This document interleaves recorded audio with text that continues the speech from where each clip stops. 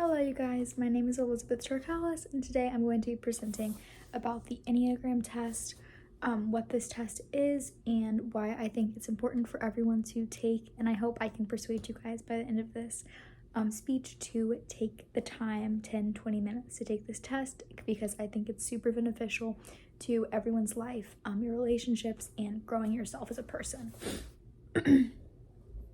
So I bet if you haven't heard what the Enneagram test is, you're asking yourself right now, what is the Enneagram test? How does it work? How would I do this? So if you just Google Enneagram test, there's a bunch of different formats of like tests that you can take. I recommend taking like maybe 2 different ones to see if you get the same on each of those different websites that do the test. Basically, you're just asked a series of questions and how you would react in different situations and what you feel versus not what you don't feel, and you have a little bar to move to like strongly agree to to like disagree, and based on how you answer all of your questions, the Enneagram test will put you in a number category 1 through 9, and when you read up about your number and what that means, you can find a lot out about yourself and how you operate and how you work.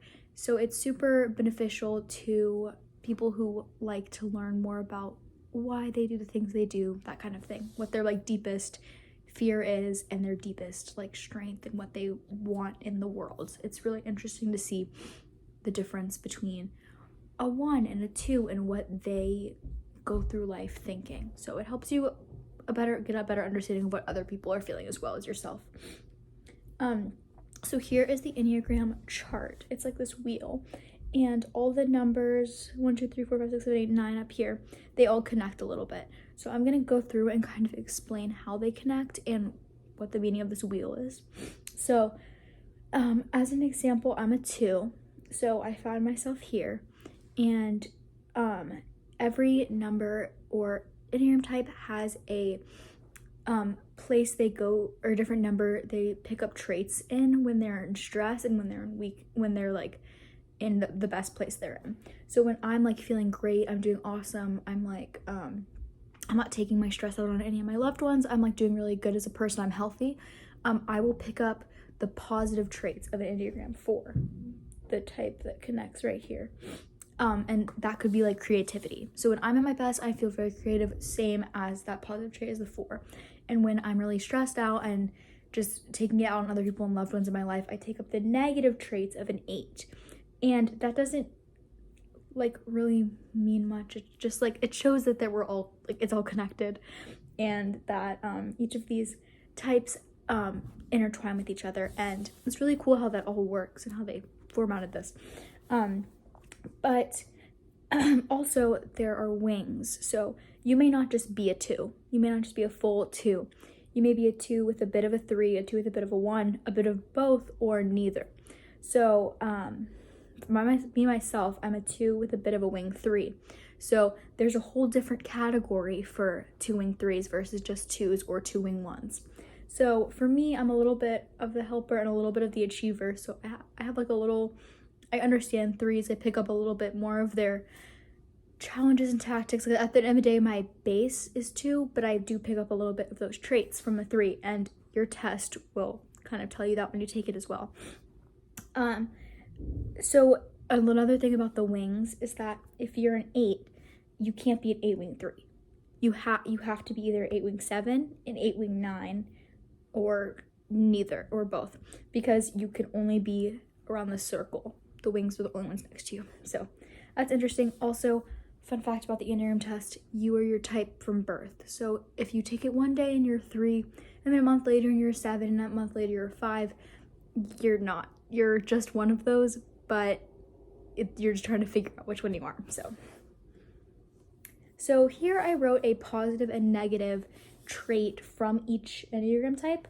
And I think this is one of my favorite parts about the Enneagram, telling you strengths and both weaknesses, because that is something you're able to kind of pull from and be like, oh, maybe I'm reacting in this way because of this trait that I have like rooted in me, and it always kind of comes back to that, and that's something you can work on yourself with. So for me, people pleasing just comes up a whole lot.